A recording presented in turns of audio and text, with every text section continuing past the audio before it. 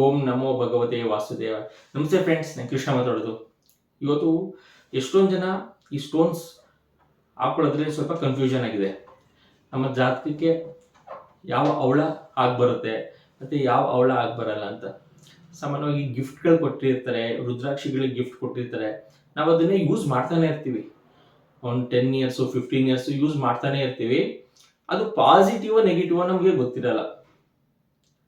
ನೀವು ಮ್ಯಾರೇಜ್ಗೆ ಪ್ರಪೋಸಲ್ಸ್ ಹುಡುಕ್ತಾ ಇರ್ತೀರ, ಅದೇನಾದ್ರೂ ಬ್ಯಾಡ್ ಕಾಂಬಿನೇಷನ್ಸ್ ಇದ್ರೆ ನಿಮಗೆ ಕಟ್ ಮಾಡ್ತಾನೆ ಇರುತ್ತೆ. ಅದು ಯಾವುದೇ ಗ್ರಹ ಆಗಿರಲಿ, ಅದು ಶುಕ್ರ ಆಗಿರಲಿ, ಗುರು ಗ್ರಹ ಆಗಿರಲಿ, ಕಟ್ ಮಾಡ್ತಾನೆ ಇರುತ್ತೆ. ನೀವು ನಿಮ್ಮ ಜಾತಕದಲ್ಲಿ ಕಾಂಬಿನೇಷನ್ಸ್ ಎಲ್ಲಿ ಕೂತಿದೆ ಮತ್ತೆ ನಾವು ಯಾವ ಉಂಗುರ ಯೂಸ್ ಮಾಡ್ತಾ ಇದೀವಿ ಅನ್ನೋದು ಫಸ್ಟ್ ತಿಳ್ಕೊಬೇಕಾಗುತ್ತೆ. ಎಷ್ಟೊಂದು ಜನಕ್ಕೆ ಗೊತ್ತಿಲ್ಲ ನಾವು ಯಾವ ಉಂಗುರ ಹಾಕೊಂಡಿದೀವಿ, ಯಾವ ಸ್ಟೋನ್ ಯೂಸ್ ಮಾಡ್ತಾ ಇದೀವಿ, ಈ ಸ್ಟೋನು ನಮ್ಮ ಜಾತಕಕ್ಕೆ ಹೊಂದಾಣಿಕೆ ಆಗುತ್ತೆ ಅನ್ನೋದು ಎಷ್ಟೊಂದು ಜನಕ್ಕೆ ಗೊತ್ತಿಲ್ಲ. ಇವತ್ತು ನಾನು ಸಿಂಪಲ್ ಆಗಿ 9 ಗ್ರಹಕ್ಕೆ ಯಾವ ಸ್ಟೋನ್ ಆಗಿ ಬರುತ್ತೆ ಮತ್ತೆ ಅದು ಹೆಂಗೆ ಪಾಸಿಟಿವ್ ನೆಗೆಟಿವ್ ಆಗುತ್ತೆ ಅನ್ನೋದು ನಿಮ್ಗೆ ಇವತ್ತು ತಿಳಿಸ್ಕೊಡ್ತೀನಿ. ನೋಡಿ, ಈಗ ನಿಮ್ಮ ಜಾತಕದಲ್ಲಿ ಏನಾದ್ರು ಸೂರ್ಯ ಸ್ಟ್ರಾಂಗ್ ಆಗಿದ್ರೆ ರೂಬಿ ಸ್ಟೋನ್ ಯೂಸ್ ಮಾಡ್ಬೋದು, ಚಂದ್ರ ಸ್ಟ್ರಾಂಗ್ ಆಗಿದ್ರೆ ಪರ್ಲ್ ಯೂಸ್ ಮಾಡ್ಬೋದು, ಕುಜ ಸ್ಟ್ರಾಂಗ್ ಆಗಿದ್ರೆ ಕೋರಲ್ ಯೂಸ್ ಮಾಡ್ಬೋದು, ಬುಧ ಸ್ಟ್ರಾಂಗ್ ಆಗಿದ್ರೆ ಎಮ್ರಾಲ್ಡ್ ಯೂಸ್ ಮಾಡ್ಬೋದು, ಗುರು ಸ್ಟ್ರಾಂಗ್ ಆಗಿದ್ರೆ ಯೆಲ್ಲೋ ಸಫೈರ್ ಯೂಸ್ ಮಾಡ್ಬೋದು, ಶುಕ್ರ ಸ್ಟ್ರಾಂಗ್ ಆಗಿದ್ರೆ ಡೈಮಂಡ್ ಯೂಸ್ ಮಾಡ್ಬೋದು, ಶನಿ ಗ್ರಹ ಸ್ಟ್ರಾಂಗ್ ಆಗಿದ್ರೆ ನೀವು ಬ್ಲೂ ಸಫೈರ್ ಯೂಸ್ ಮಾಡ್ಬೋದು, ರಾಹು ಚೆನ್ನಾಗಿದ್ರೆ ಗೋಮೇದ್ ಯೂಸ್ ಮಾಡ್ಬೋದು, ಕೇತು ಚೆನ್ನಾಗಿದ್ರೆ ನೀವು ಕ್ಯಾಟ್ಸ್ ಯೂಸ್ ಮಾಡ್ಬೋದು. ಇದಿಷ್ಟು ಸ್ಟೋನ್ಸ್, ಆ ಗ್ರಹಕ್ಕೆ ಆ ಸ್ಟೋನ್ಸ್. ಈಗ ನೀವೇನಾದ್ರೂ ಮ್ಯಾರೇಜ್ ಪ್ರಪೋಸಲ್ಸ್ ಹುಡುಕ್ತಾ ಇದ್ದೀರಾ, ನಿಮ್ಮ ಲಗ್ನದಿಂದ ಗುರು ಏನಾದ್ರೂ 5ನೇ ಮನೆಯೋ 6ನೇ ಮನೆಯಲ್ಲೂ ಕೂತಿದೆ, ನೀವು ಆ ಗ್ರಹಕ್ಕೆ ಕನಕ ಪುಷ್ಪರಾಗ ಅಂತ ಕನ್ನಡದಲ್ಲಿ ಹೇಳ್ತೀವಿ, ಇಂಗ್ಲೀಷಲ್ಲಿ ಯೆಲ್ಲೋ ಸಫೈರ್ ಅಂತ ಯೂಸ್ ಮಾಡ್ತೀವಿ. ನೀವು ಏನಾದರೂ ಅದನ್ನ ಹಾಕೊಂಡ್ರೆ ನಿಮಗೆ ಮ್ಯಾರೇಜು ಅಷ್ಟು ಈಸಿಯಾಗಿ ಸೆಟ್ ಆಗ್ತಾ ಇರಲ್ಲ. ನಿಮ್ಗೆ ಯಾವಾಗಲೂ ಕನ್ಫ್ಯೂಷನ್, ಏನಕ್ಕೆ ನನಗೆ ಯಾವಾಗಲೂ ಅರ್ಧಂಬರ್ಧ ಮನಸ್ಸು, ಕರೆಕ್ಟ್ ಡಿಸಿಷನ್ಸ್ ತೊಗೊಳಕ್ಕಾಗಲ್ಲ ಅನ್ನೋದು ಈ ಮ್ಯಾರೇಜ್ ವಿಚಾರಕ್ಕೆ ಮಾತ್ರ ಅದು ನೆಗೆಟಿವ್ ಕೊಡ್ತಾ ಇರುತ್ತೆ. ಇನ್ನು ಕೆಲಸದ ವಿಚಾರಕ್ಕೆ 6ನೇ ಮನೆ ದುಡ್ಡು ಕೊಡುತ್ತೆ, ಅದು ಬೇರೆ ವಿಚಾರ. ಮದುವೆ ವಿಚಾರಕ್ಕೆ ಗುರುಗ್ರಹ 6ನೇ ಮನೇಲಿ ಕೂತ್ಕೊಂಡು ನೆಗೆಟಿವ್ ಮಾಡ್ತಾ ಇರುತ್ತೆ. ಇದೇ ರೀತಿ 9 ಗ್ರಹಗಳನ್ನು ಮನೆಗಳು ಕೂತಾಗ 6ನೇ ಮನೆಯಲ್ಲಿ ನಿಮ್ಮ ಜಾತಕದಲ್ಲಿ ಚೆಕ್ ಮಾಡ್ಕೊಳ್ಳಿ. 6ನೇ ಮನೆಯಲ್ಲಿ ಯಾವ ಗ್ರಹ ಕೂತಿದೆ, ಆ ಮದುವೆ ಟೈಮಿಂಗ್ಸ್ ಅಲ್ಲಿ ನೀವೇನಾದ್ರು 5ನೇ ಮನೆನೋ 6ನೇ ಮನೆಗೂ ಇದನ್ನ ಯೂಸ್ ಮಾಡಿದ್ರೆ ನಿಮ್ಗೆ ಮ್ಯಾರೇಜ್ ಅಷ್ಟು ಬೇಗ ಸೆಟ್ ಆಗ್ತಾ ಇರಲ್ಲ. ನಿಮ್ಗೆ ಏನಾದ್ರು ಹೆಲ್ತ್ ಇಶ್ಯೂಸ್ ಇದೆ ಅನ್ಕೊಳ್ಳಿ, ಹೆಲ್ತ್ ಇಶ್ಯೂಸ್ ಇದ್ದಾಗ 5ನೇ ಮನೆ ಪ್ಲಾನೆಟೇ ಹಾಕೊಳ್ಳಿ ಅಂತ ಹೇಳ್ತೀವಿ. 5ನೇ ಮನೆ ಪ್ಲಾನೆಟು ನಿಮ್ಗೆ ಹೆಲ್ತ್ ಸರಿ ಯಾವಾಗ್ಲೂ ನಾನು ಹುಷಾರ್ ತಪ್ತಾ ಇರ್ತೀನಿ ಅಂದ್ರೆ 5ನೇ ಮನೆ ಪ್ಲಾನೆಟೇ ಗ್ರಹದ್ದು ರಿಂಗ್ ಹಾಕೊಳ್ಳಿ ಅಂತ ಹೇಳ್ತೀವಿ. ನಿಮ್ಗೇನಾದ್ರೂ ಈಗ ಎಜುಕೇಶನ್ ಚೆನ್ನಾಗಿಲ್ಲ, ಎಜುಕೇಶನ್ ಚೆನ್ನಾಗಿ ಆಗ್ಬೇಕು ಅಂದ್ರೆ 4ನೇ ಮನೆ ಉಂಗುರ ಹಾಕೊಳ್ಳಿ ಅಂತ ಹೇಳ್ತೀವಿ. ಸರ್ ನನಗೆ ದುಡ್ಡು ಬೇಕು, ಯಾವಾಗ್ಲೂ ಫೈನಾನ್ಷಿಯಲ್ ಕಂಡೀಷನ್ಸ್ ಅಲ್ಲಿ ಯಾವಾಗ್ಲೂ ಲಾಸ್ ಅಲ್ಲಿ ಇದೆ, ನನಗೆ ದುಡ್ಡು ಬೇಕು ಅಂದ್ರೆ 11ನೇ ಮನೆ ಉಂಗುರ ಹಾಕೊಳ್ಳಿ ಅಂತ ಹೇಳ್ತೀವಿ. ಈ ರೀತಿ ಜ್ಯೋತಿಷ್ಯದಲ್ಲಿ ಗುರು ಗ್ರಹ ಸ್ಟ್ರಾಂಗು, ಶುಕ್ರ ಸ್ಟ್ರಾಂಗು ಅಂತ ಹೇಳಕ್ಕಾಗಲ್ಲ. ಎಲ್ಲಾ ಗ್ರಹಗಳು ಸ್ಟ್ರಾಂಗ್ ಆಗಿರುತ್ತೆ. ನಮ್ಮ ಜಾತಕದಲ್ಲಿ ಎಲ್ಲಿ ಕೂತಿದೆ ಅದ್ರ ಮೇಲೆ ಡಿಪೆಂಡ್ ಆಗುತ್ತೆ. ಈಗ ಯೆಲ್ಲೋ ಸಫೈರ್ ಹಾಕೊಂಡಿದ ತಕ್ಷಣನೇ ಯಾರು ಹೇಳ್ತಿದ್ರು ಯೆಲ್ಲೋ ಸಫೈರ್ ಹಾಕೊಂಡಿದ್ದೀನಿ ಸರ್, ಗುರು ಗ್ರಹ ನನಗೆ ಗುರು ಬಲ ಬರಲ್ವ, ಆ ರೀತಿ ಅಲ್ಲ ಕಾಂಬಿನೇಷನ್ಸ್, ಆ ರೀತಿ ವರ್ಕ್ ಆಗಲ್ಲ. ನಿಮ್ ಜಾತಕದಲ್ಲಿ ಗುರು ನೆಗೆಟಿವ್ ಆಗಿದ್ರೆ ಅದು ಖಂಡಿತ ನೆಗೆಟಿವೇ ಮಾಡುತ್ತೆ. ರಾಹು ಗ್ರಹ ಏನಾದ್ರೂ 7ನೇ ಮನೆಯಲ್ಲಿ ಕೂತ್ಕೊಂಡಿದ್ರೆ ನೀವು ರಾಹು ಗ್ರಹದ್ದು ಉಂಗುರ ಹಾಕ್ಬೇಕಾಗುತ್ತೆ, ಸ್ಟೋನ್ ಹಾಕ್ಬೇಕಾಗುತ್ತೆ, ರಾಹು ಗೋಮೇತ್. ಈ ರೀತಿ ನಮ್ಮ ಜಾತಕದಲ್ಲಿ ವರ್ಕ್ ಆಗುತ್ತೆ. ಇದೇ ರೀತಿ ರುದ್ರಾಕ್ಷಿನೂ ಕೂಡ ನಿಮ್ಗೇನಾದ್ರೂ ಗುರು ಗ್ರಹ ಚೆನ್ನಾಗಿದ್ರೆ 7ನೇ ಮನೆನೋ 11ನೇ ಮನೆ 5 ಫೇಸ್ ನೀವು ರುದ್ರಾಕ್ಷಿ ಹಾಕ್ಬೇಕಾಗುತ್ತೆ. ಬುಧ ಸ್ಟ್ರಾಂಗ್ ಆಗಿದ್ರೆ 4ನೇ ಮನೆದು ಹಾಕ್ಬೇಕಾಗುತ್ತೆ. ಶುಕ್ರ ಸ್ಟ್ರಾಂಗ್ ಆಗಿದ್ರೆ 6ನೇ ಮನೆದು ಹಾಕ್ಬೇಕಾಗುತ್ತೆ. ಶನಿ ಗ್ರಹ ಸ್ಟ್ರಾಂಗ್ ಆಗಿದ್ರೆ 7ನೇ ಮನೆದು, ರಾಹು ಗ್ರಹ ಸ್ಟ್ರಾಂಗ್ ಆಗಿದ್ರೆ 8ನೇ ಮನೆದು. ಸೂರ್ಯ ಚೆನ್ನಾಗಿದ್ರೆ ನಿಮ್ಮ ಜಾತಕದಲ್ಲಿ 1ನೇ ಮನೆ 1 ಫೇಸ್ ರುದ್ರಾಕ್ಷಿ ಹಾಕ್ಬೇಕಾಗುತ್ತೆ. ಚಂದ್ರ ಚೆನ್ನಾಗಿದ್ರೆ 2 ಫೇಸ್, ಕುಜ ಚೆನ್ನಾಗಿದ್ರೆ 3 ಫೇಸ್. ಈ ರೀತಿ ಕೊನೆಯದಾಗಿ ಕೇತು ಚೆನ್ನಾಗಿದ್ರೆ 9 ಫೇಸ್. ಈ ರೀತಿ 9 ಮುಖದ್ದು ರುದ್ರಾಕ್ಷಿ ಹಾಕೊಳ್ಳೋದ್ರಿಂದ ಸ್ಟ್ರಾಂಗ್. ಒಂದು ಸ್ಟೋನು, ಒಂದು ಪ್ಲಾನೆಟ್. ಇದು ಸ್ವಲ್ಪ ಕನ್ಫ್ಯೂಷನ್ಸ್ ಎಲ್ರಿಗೂ, ಹೆಂಗ್ ಇದನ್ನ ಯೂಸ್ ಮಾಡೋದು ಅಂತ. ಇದು ನಮ್ಮ ಜಾತಕದಲ್ಲಿ ಕಾಂಬಿನೇಷನ್ಸ್ ಇದ್ರೆ ಮಾತ್ರ ನಾವು ಯೂಸ್ ಮಾಡ್ಬೇಕಾಗುತ್ತೆ. ಕೆಲವೊಬ್ಬರಿಗೆ ಕಾಂಬಿನೇಷನ್ಸೇ ಚೆನ್ನಾಗಿರಲ್ಲ. ಯಾವುದು 8ನೇ ಮನೆ 12ನೇ ಮನೆ ಈ ರೀತಿ 3ನೇ ಮನೆ ಬ್ಯಾಡ್ ಕಾಂಬಿನೇಷನ್ಸ್ ಅಲ್ಲೇ ಕೂತಿರುತ್ತೆ. ಆಗ ನಾವು ರುದ್ರಾಕ್ಷಿ ಮತ್ತೆ ಉಂಗುರನ ಯೂಸ್ ಮಾಡ್ಬಿಡಿ, ಮಂತ್ರಾಸ್ ಬನ್ನಿ ಅಂತ ಹೇಳ್ತೀವಿ. ನಿಮ್ಮ ಜಾತಕದಲ್ಲಿ ಕಾಂಬಿನೇಷನ್ಸ್ ಎಲ್ಲಾನು ಚೆನ್ನಾಗಿರ್ಬೇಕಾಗುತ್ತೆ. ಆಗ ಮಾತ್ರ ಉಂಗುರ, ರುದ್ರಾಕ್ಷಿ ಮತ್ತೆ ಮಂತ್ರ 3 ಹಾಕೋಬೇಕಾಗುತ್ತೆ. 11ನೇ ಮನೆಯಲ್ಲಿ ಕುತ್ಕೊಂಡಾಗ ಗ್ರಹಗಳು ಅವಾಗ ಮಾತ್ರ ನಾವು ಸಜೆಸ್ಟ್ ಮಾಡ್ತೀವಿ ನೀವು ಉಂಗುರ ಯೂಸ್ ಮಾಡಿ, ಸ್ಟೋನ್ಸ್ ಯೂಸ್ ಮಾಡಿ ಅಂತ. ಸುಮ್ಮನೆ ಯಾರು ನೋಡೋಕೆ ಚೆನ್ನಾಗಿದೆ ಅಂತ ಹಾಕೊಂಡ್ರೆ ನಮ್ಗೆ ಯಾವತ್ತಿದ್ರು ನೆಗೆಟಿವ್, ಅದು ನೆಗೆಟಿವ್ ಆಗಿ ವರ್ಕ್ ಮಾಡುತ್ತೆ. ನಮ್ಗೆ ಪಾಸಿಟಿವ್ನೆಸ್ ಬರ್ಬೇಕಲ್ಲ, ಪಾಸಿಟಿವ್ನೆಸ್ ಬರಬೇಕು ಅಂದ್ರೆ ನಮ್ಗೆ ಜಾತಕದಲ್ಲಿ ಸ್ಟ್ರಾಂಗ್ ಆಗಿರೋದೇ ಹಾಕ್ಬೇಕಾಗುತ್ತೆ.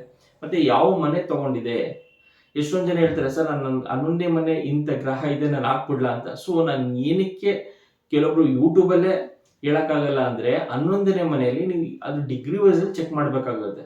ಡಿಗ್ರಿ ವೈಸ್ ಅಲ್ಲಿ ಏನಾದ್ರು ಶಿಫ್ಟ್ ಆಗಿದ್ರೆ 12ನೇ ಮನೆಗೆ ಅದು ಸ್ವಲ್ಪ ಲಾಸ್ ಆಗುತ್ತೆ. ಇಂಥ ಉಂಗ್ರನೇ ಹಾಕೊಳ್ಳಿ ಅಂತ ಹೇಳೋದು ಲಾಸ್ ಆಗುತ್ತೆ. ಶುಕ್ರ 11ನೇ ಮನೆಯಲ್ಲಿ ಕೂತಿದೆ, ನಾನು ಡೈಮಂಡ್ ಯೂಸ್ ಮಾಡ್ಬೋದಾ ಅಂತ ಕೇಳ್ತಾರೆ. ಶುಕ್ರ 11ನೇ ಮನೆಯಲ್ಲಿ ಕೂತಿದ್ರೆ ಕನ್ಫರ್ಮ್ ಆಗಿ ಕೂತಿದೆ ಅನ್ನೋದು ನನ್ನ ಪಾಯಿಂಟ್, ಚೆಕ್ ಮಾಡ್ಕೋಬೇಕಾಗುತ್ತೆ. ಅಲ್ಲಿ ಅದೇನಾದ್ರೂ 12ನೇ ಮನೆ ಡಿಗ್ರಿ ವೈಸ್ ಅಲ್ಲಿ ಬಂದಿದ್ರೆ ನಿಮ್ಗೆ ಲಾಸ್, 100% ಲಾಸ್. ನೀವು ಏನೇ ವಿಚಾರ ತಗೊಳ್ಳಿ ನಿಮ್ಮ ಜೀವನಗಳಲ್ಲಿ ಅದು ಲಾಸ್ ಕಡೆನೇ ಹೋಗ್ತಾ ಇರುತ್ತೆ. ಇದು ಜ್ಯೋತಿಷ್ಯದಲ್ಲಿ ಹಿಂಗೆ ವರ್ಕ್ ಆಗೋದು. ಅದು ಬಿಟ್ಟು ನಿಮ್ಗೆ ಸುಮ್ಮನೆ ಯಾರೋ ಒಂದು ಗಿಫ್ಟ್ ಕೊಟ್ಟಾಗ ಹಾಕೊಳ್ದೆ, ಎಷ್ಟೋ ವರ್ಷದಿಂದ ಹಾಕೊಂಡಿದ್ದೀನಿ ಮತ್ತೆ ಹಿಂಗೆ ಇಂಪ್ರೂವ್ಮೆಂಟ್ಸ್ ಆಗೋದು ಅಂತ ಕೇಳೋದಾದ್ರೆ ಜಾತಕದ ಪ್ರಕಾರನೇ ಡೇ ಟು ಟೈಮ್ ಪ್ಲೇಸ್ ಅದ್ರ ಪ್ರಕಾರನೇ ನಮ್ಮ ಈ ಉಂಗುರ ರುದ್ರಾಕ್ಷ ಹಾಕೋಬೇಕಾಗುತ್ತೆ. ಇದ್ರ ಜೊತೆ ಮಂತ್ರ ಪಠನೆ ತುಂಬಾ ಅವಶ್ಯಕತೆ. ಈ 3 ಹಾಕೊಂಡಾಗ್ಲೇನೆ ನಮಗೆ ಕಾಸ್ಮೋಸ್ಗೆ ರೀಚ್ ಆಗೋದು. ನಮ್ದು ಏನೇ ಸಮಸ್ಯೆಗಳನ್ನ ನಾವು ಹೇಳ್ಕೋಬೇಕು ಅಂದ್ರೆ ಮಂತ್ರ ಮುಖೇನನೇ ದೇವ್ರಿಗೆ ತಲುಪಿಸ್ಬೇಕಾಗುತ್ತೆ. ಸರ್ ನನಗೆ ಇಷ್ಟು ದುಡ್ಡು ಬೇಕು, ಅದು ಮನುಷ್ಯನ ಸಹಜ ಗುಣ, ನನಗೆ ಯಾವಾಗ ದುಡ್ಡು ಬೇಕು, ಕೋಟ್ಯಾಧೀಶ್ವರ ಆಗ್ಬೇಕು ಅಂತ. ಅದನ್ನ ಹೆಂಗೆ ನಾವು ರೀಚ್ ಮಾಡೋದು ದೇವ್ರಿಗೆ? ಸುಮ್ಮನೆ ಕೇಳಿದ್ರೆ ಆಗಲ್ಲ. ನೀವು ಕಲಿಯುಗದಲ್ಲಿ ಅತಿ ಹೆಚ್ಚು ಮಂತ್ರಗಳನ್ನ ಹೇಳ್ಕೋಬೇಕಾಗುತ್ತೆ. ಆ ಮಂತ್ರಗಳು ನಮ್ಮ ಗ್ರಹಗಳು ಸಪೋರ್ಟ್ ಮಾಡುತ್ತೆ ನಿಮ್ಗೆ. ನಾನು ನಿನ್ನ ಜೊತೆಲಿದ್ದೀನಿ, ನನಗೆ ನೀನ್ ಮಂತ್ರ ಹೇಳು ಅಂತ. ಸೊ ನೀವೇನ್ ಮಾಡ್ತೀರಾ ಅಂದ್ರೆ ಕೆಲವೊಬ್ರು ನೆಗೆಟಿವ್ ಆಗಿರೋದಕ್ಕೆ ಮಂತ್ರ ಹೇಳ್ಬಿಡ್ತಾರೆ, ನೆಗೆಟಿವ್ ಆಗಿರೋದಕ್ಕೆ ಮಂತ್ರ ಹೇಳ್ತಾರೆ, ಪಾಸಿಟಿವ್ನೆಸ್ ಇರೋ ಗ್ರಹಕ್ಕೆ ಮಂತ್ರ ಹೇಳಲ್ಲ. ಅಲ್ಲೂ ಒಂದು ತಪ್ಪು ಮಾಡ್ತಾನೆ ಇರ್ತಾರೆ. ಹಾಗೇನಾಗುತ್ತೆ, ನೆಗೆಟಿವ್ ಆಗಿರೋದು ನಿಮ್ಗೆ ನೆಗೆಟಿವ್ ಫಲನೇ ಕೊಡ್ತಾ ಇರುತ್ತೆ. ಮತ್ತೆ ನೆಗೆಟಿವ್ ಇರೋ ಗ್ರಹಕ್ಕೆ ಉಂಗುರ ಹಾಕ್ಸಿರ್ತಾರೆ, ನೆಗೆಟಿವ್ ಆಗಿ ಇರೋ ಗ್ರಹಕ್ಕೆ ನಿಮ್ಗೆ ರುದ್ರಾಕ್ಷ ಹಾಕ್ಸಿರ್ತಾರೆ. ಇವೆಲ್ಲ ಸೇರಿ ಏನಾಗುತ್ತೆ ಅಂದ್ರೆ ನಿಮ್ಮ ಜೀವನದಲ್ಲಿ ಬೆಳವಣಿಗೆನೇ ಆಗಲ್ಲ. ಹೇಳ್ತಾರೆ ಸರ್ 50 ವರ್ಷ ಆದ್ರೂ ನನ್ಗೇನು ಅಭಿವೃದ್ಧಿ ಆಗಿಲ್ಲ ಅಂತ. ಏನಕ್ಕೆ ಅಂದ್ರೆ ಒಂದು ಮಂತ್ರ ಪಠನೆ ಆಗಿರಲ್ಲ, ಒಂದು ನೀವು ಯಾವುದೇ ರೀತಿ ಸ್ಟೋನ್ಸ್ ರುದ್ರಾಕ್ಷಿ ಏನೋ ಹಾಕೊಂಡಿದ್ರೆ ನಿಮ್ಗೆ ಹೆಂಗೆ ಪಾಸಿಟಿವ್ ವೈಬ್ಸ್ ಬರುತ್ತೆ ಕಾಸ್ಮಸ್ ಇಂದ. ನಮ್ಮ ಸೈನ್ಸ್ ಮೀರಿದ್ದು ಏನೋ ಒಂದಿದೆ. ಆ ಕಾಸ್ಮಸ್ ಇಂದ ನಮ್ಗೆ ತಗೋಬೇಕು ಅಂದ್ರೆ ಪವರ್ ತಗೋಬೇಕು ಅಂದ್ರೆ ನಾವು ಕೆಲವೊಂದು ಈ ರೀತಿ ಗೈಡ್ಲೈನ್ಸ್ ಫಾಲೋ ಮಾಡಲೇಬೇಕಾಗುತ್ತೆ. ಉಂಗುರ ರುದ್ರಾಕ್ಷಿ ಮತ್ತೆ ಮಂತ್ರ ಪಠನೆ ಇಷ್ಟೇ ಸಿಂಪಲ್ ಆಗಿರೋದು. ಎಷ್ಟೊಂದು ಜನ ಮತ್ತೆ ಮತ್ತೆ ಅದೇ ಕನ್ಫ್ಯೂಷನ್ಸ್ಗೆ ಹೋಗ್ತಾ ಇರ್ತಾರೆ. ಸರ್ ನನಗೆ ಮದುವೆ ಆಗಿಲ್ಲ, ಏನ್ ಕಾರಣ ಅಂದ್ರೆ ನಿಮ್ಮ ಜಾತಕದಲ್ಲಿ ಒಂದು ರೆಟ್ರೋಗ್ರೇಡ್ 7ನೇ ಮನೆ ರೆಟ್ರೋಗ್ರೇಡ್ ಆಗಿರುತ್ತೆ, ವಕ್ರಿ ಆಗಿರುತ್ತೆ, 30 ವರ್ಷ ಆಗೋಗಿರುತ್ತೆ. ಮತ್ತೆ ಅವ್ರು ಏನಾದ್ರು ಬೇಡ ಅಂದ್ರೂ ಅಷ್ಟೊಂದು ಸರ್ ನಂಗೆ ಡೈಮಂಡ್ ಇಷ್ಟ ಅಂತ ಹಾಕೊಂಡಿರ್ತಾರೆ. ಅಲ್ಲಿ ನೋಡಿದ್ರೆ ಗುರುನೋ ಶುಕ್ರನೋ 6ನೇ ಮನೆಯಲ್ಲಿ ಕೊಟ್ಟು ನೆಗೆಟಿವ್ ಮಾಡ್ತಾ ಇರುತ್ತೆ, ಅದೇ ದಶ ನಡೀತಾ ಇರುತ್ತೆ. ಈ ರೀತಿ ಸಮಸ್ಯೆಗಳಾಗ್ತಾ ಇರುತ್ತೆ. ಇಲ್ಲಿ ಯಾವುದೇ ರೀತಿ ಕುಜದೋಷ ಬರಲ್ಲ, ಮದುವೆಗೆ ಕುಜದೋಷ ಬರಲ್ಲ, ಗುರುಬಲ ಅನ್ನೋದು ಬರಲ್ಲ. ಇಲ್ಲಿ ಯಾವುದೇ ರೀತಿಯ ಯೋಗ ದೋಷ ಉಚ್ಚದಲ್ಲಿದೆ ನೀಚದಲ್ಲಿದೆ ಆ ರೀತಿ ಏನೂ ಬರಲ್ಲ. ಸಿಂಪಲ್ ಕಾನ್ಸೆಪ್ಟ್ ಇದು, ತುಂಬಾನೇ ಸಿಂಪಲ್. ಬಟ್ ನಾವು ಇದನ್ನ ದೊಡ್ಡ ಬೆಟ್ಟ ತರ ಮಾಡ್ಬಿಟ್ಟಿದೀವಿ ಅಸ್ಟ್ರಾಲಜಿನ. ಯಾವ್ದು ಗುಡ್ ಪ್ಲಾನೆಟ್ ಆಗಿದೆ ನಮ್ಮ ಜಾತಕದಲ್ಲಿ, ಯಾವ್ದು ನೆಗೆಟಿವ್ ಆಗಿದೆ, ಮತ್ತೆ ಯಾವ್ದು ಸ್ಟೋನ್ ಹಾಕೋಬೇಕು, ಯಾವ್ದು ರುದ್ರಾಕ್ಷಿ ಹಾಕೋಬೇಕು, ಅಷ್ಟೇ ಸಿಂಪಲ್. ಬಟ್ ಇದನ್ನೇ ನಾವು ಕಾಂಪ್ಲಿಕೇಟೆಡ್ ಮಾಡಿ ಇಟ್ಕೊಂಡಿದೀವಿ ಇವತ್ತು. 9 ಗ್ರಹಗಳಲ್ಲಿ ಯಾವ್ದು ಪಾಸಿಟಿವ್ ಆಗಿದೆ ಯಾವ್ದು ನೆಗೆಟಿವ್ ಆಗಿದೆ ಅನ್ನೋ ಅಷ್ಟು ತಿಳ್ಕೊಂಡ್ರೆ ಸಾಕು. ಕೆಲವೊಂದು 11ನೇ ಮನೆ 2ನೇ ಮನೆ 7ನೇ ಮನೆ ಎಲ್ಲದಕ್ಕೂ ಪಾಸಿಟಿವ್ನೆಸ್ ಇರುತ್ತೆ.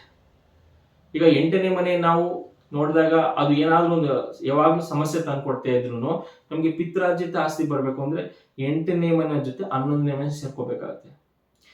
ಈ ರೀತಿ ನಮ್ಗೆ ಯಾವ ಕ್ಷೇತ್ರಕ್ಕೆ ನಮ್ಗೆ ರಿಕ್ವೈರ್ಮೆಂಟ್ ಇದೆ, ಎಜುಕೇಶನ್ಗೆ ಸಂಬಂಧಪಟ್ಟಿದ್ದು ಅಥವಾ ಹೆಲ್ತ್ಗೆ ಸಂಬಂಧಪಟ್ಟಿದ್ದು ಅಥವಾ ಮ್ಯಾರೇಜ್ಗೆ ಸಂಬಂಧಪಟ್ಟಿದ್ದು, ಈ ರೀತಿ ವಿಚಾರ ನೋಡ್ಕೊಂಡು ನಾವು ಉಂಗುರ ರುದ್ರಾಕ್ಷ ಹಾಕೊಳ್ಬೇಕಾಗುತ್ತೆ. ಇಲ್ಲಿ ಯಾವುದೇ ರೀತಿ ದೋಷಗಳು ಬರಲ್ಲ. ಮತ್ತೆ ಈ ರೀತಿ ಸ್ಟೋನ್ಸ್ ಹಾಕೊಳ್ಳೋದ್ರಿಂದ ನಮ್ಗೆ ಯಾವಾಗ್ಲೂ 24/7 ಕಾಸ್ಮಸ್ ಇಂದ ಗುಡ್ ರಿಸಲ್ಟ್ ಸಿಗೋದಂತ ಕನ್ಫರ್ಮ್ ಇದೆ. ಅದಕ್ಕೆ ನಾವು ಸ್ಟೋನ್ಸ್ ನ ಯೂಸ್ ಮಾಡ್ತೀವಿ. ಬರೀ ನಮ್ಮ ದೇಶದಲ್ಲೆಲ್ಲ, ಇಡೀ ಪ್ರಪಂಚದಲ್ಲೇ ಯೂಸ್ ಮಾಡ್ತಾರೆ. ಇಡೀ ಪ್ರಪಂಚದಲ್ಲೇ ಈ ಸ್ಟೋನ್ಸ್ ನ ಯೂಸ್ ಮಾಡ್ತಾರೆ. ಈಗ ಈಗ ಬೇರೆ ದೇಶಗಳಲ್ಲಿ ಗೋಲ್ಡ್ ಸಿಲ್ವರ್ಗಿನ್ನ ಈ ತರ ಸ್ಟೋನ್ಸ್ ಹಾಕೊಳ್ಳೋದು ತುಂಬಾ ಜಾಸ್ತಿ.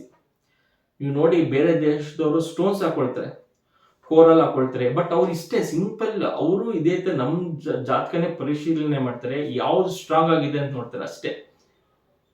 ಯೂನಿವರ್ಸಲ್ ಅಲ್ಲಿ ಎಲ್ರು ಅಸ್ಟ್ರಾಲಜಿ ನೋಡ್ತಾರೆ, ಅಲ್ಲಿ ಎರಡೇ ನೋಡೋದು, 9 ಪ್ಲಾನೆಟ್ ಅಲ್ಲಿ ಸ್ಟ್ರಾಂಗ್ ಆಗಿದೆ, ನೆಗೆಟಿವ್ ಆಗಿ ಯಾವ ಗ್ರಹ ಇದೆ, 11ನೇ ಮನೆ ಯಾವ ಸ್ಟ್ರಾಂಗ್ ಆಗಿದೆ ಅನ್ನೋದು ನೋಡ್ತಾರೆ.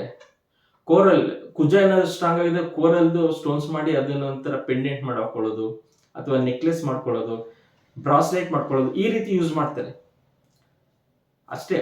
ಅದನ್ನೇ ಬೇರೆ ದೇಶದವ್ರು ಯೂಸ್ ಮಾಡ್ತಾರೆ. ನಮ್ಮವರು ಸ್ವಲ್ಪ ಇಲ್ಲಿ ಏನಾಗಿದೆ ಅಂದ್ರೆ ಈ ದೋಷ ಇದೆ, ಕಾಳಸರ್ಪ ದೋಷ ಇದೆ, ಕುಜದೋಷ ಇದೆ ಅಂತ ಎದುರಿಸಿ ಸ್ವಲ್ಪ ಅದನ್ನ ನಾವು ಏನು ಮಾಡಬೇಕು ಅದನ್ನ ಮಾಡಿಸ್ತಾರೆ. ಪೂಜೆ ಮಾಡ್ಬಿಡಿ ಅಂತಾರೆ, ಹೋಮ ಮಾಡಿಸಿ ಅಂತಾರೆ. ಅದೆಲ್ಲ ನಮ್ಗೆ ಅಷ್ಟು ಈ ಕಲಿಯುಗದಲ್ಲಿ ರಿಸಲ್ಟ್ ತಂದ್ಕೊಡ್ತಾ ಇರಲ್ಲ. ನಮ್ಗೆ ರಿಸಲ್ಟ್ ತಂದ್ಕೊಡೋದು ಏನಪ್ಪಾ ಅಂದ್ರೆ ನಮ್ಮ ಗ್ರಹಗಳು ಎಲ್ಲಿ ಕರೆಕ್ಟ್ ಆಗಿ ಕೂತಿದೆ ಡಿಗ್ರಿ ವೈಸ್ ಅಲ್ಲಿ, ಮತ್ತೆ ನಾವು ಅದಕ್ಕೆ ಸ್ಟೋನ್ ಹಾಕೊಳ್ತಾ ಇದೀವಾ, ಅಷ್ಟು ನೋಡ್ಕೊಂಡ್ರೆ ಸಾಕು ನಮ್ಗೆ ಜೀವನದಲ್ಲಿ ನಾವು ಇಂಪ್ರೂವ್ಮೆಂಟ್ಸ್ ಆಗಕ್ಕೆ. ಯಾವುದೇ ಕ್ಷೇತ್ರದಲ್ಲಾಗ್ಲಿ ಆ ಕ್ಷೇತ್ರದಲ್ಲಿ ನಾವು ಇಂಪ್ರೂವ್ಮೆಂಟ್ಸ್ ಆಗ್ಬೇಕು ಅಂದ್ರೆ ಆ ಗ್ರಹಕ್ಕೆ ಆ ಸ್ಟೋನ್ ಮತ್ತೆ ಆ ರುದ್ರಾಕ್ಷಿನ ವೇರ್ ಮಾಡ್ಲೇಬೇಕು. ಇದು ಬಿಟ್ರೆ ಇನ್ನ ಬೇರೆ ಕಟ್ಬಿಟ್ಟು ಯಾವುದೂ ಇಲ್ಲ, ಅಡ್ಡದಾರಿಗಳು ಯಾವುದೂ ಇರಲ್ಲ.